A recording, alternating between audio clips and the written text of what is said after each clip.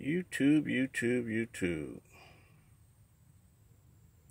Okay, so I'm already getting status on the last video that I put up where some of my YouTubers don't believe me. One guy goes, check this out. If this happened in 2009 and it's already 2020, the statute of limitation bars your case.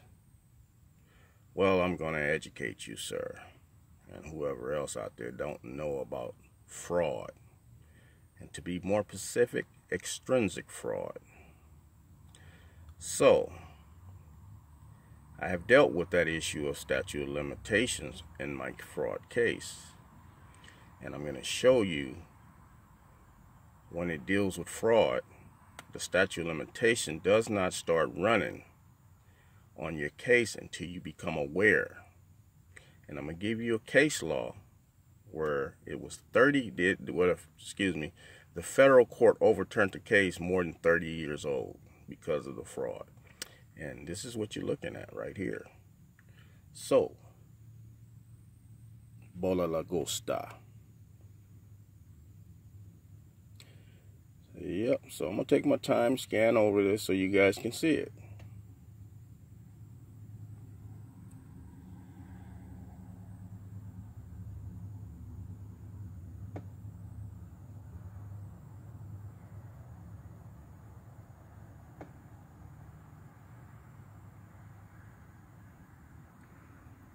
See right there, it says after discovering fraud, after you discover fraud,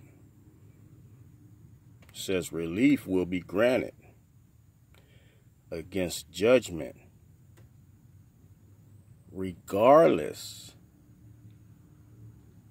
of the terms of their entry. Pay attention to that case law, people. Marine Insurance Company versus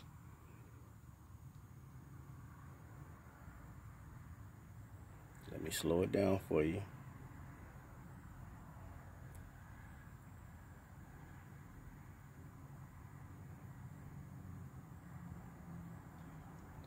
I don't know if you guys see that where it says void 30 years after entry.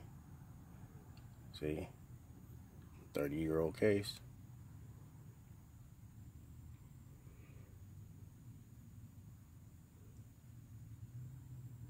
So if I was you guys, you can go look these case law up and read them for yourself. It says where a court vacated a judgment 30 years after entry.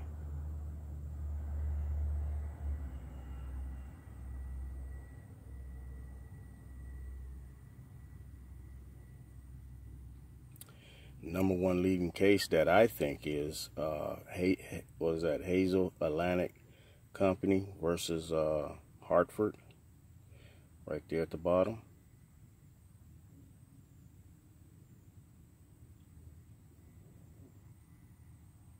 You can Google that case.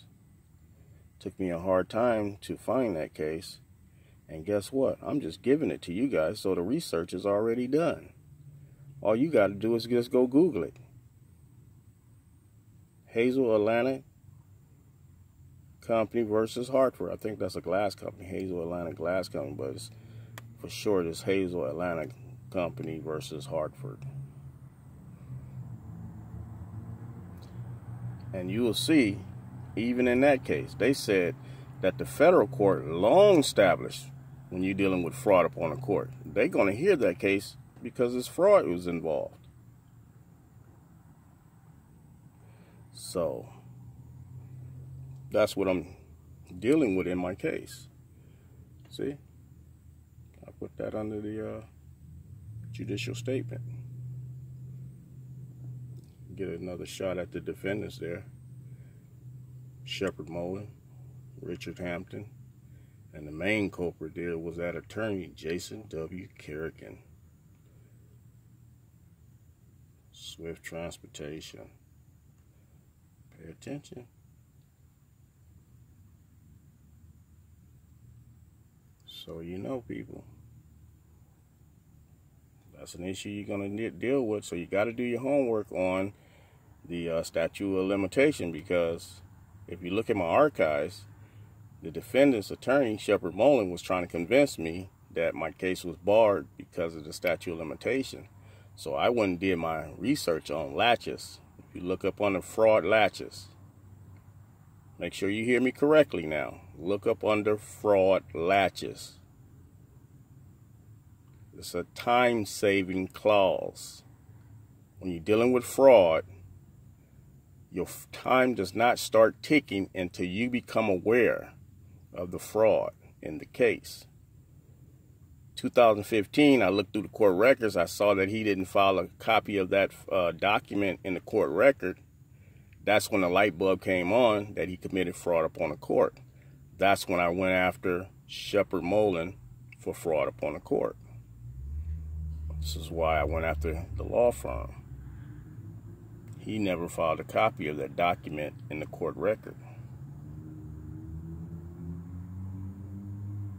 Bola Lagosta. Make sure you mash that like button, because I see in the last video, you guys are just testing my doggone patience. Which way did he go, George? Alright, Chihuahua. Make sure you mash that like button so these videos can get out. These people who's committing fraud can be exposed. This way, if you hit the like button, the video gets put out. Everybody becomes aware of the corrupt law firm, Shepard Mullen. And people will check their paperwork 2 to 3 times if they're dealing with this crooked law firm. Is that so hard to understand? Oh, may God bless you. I'm going.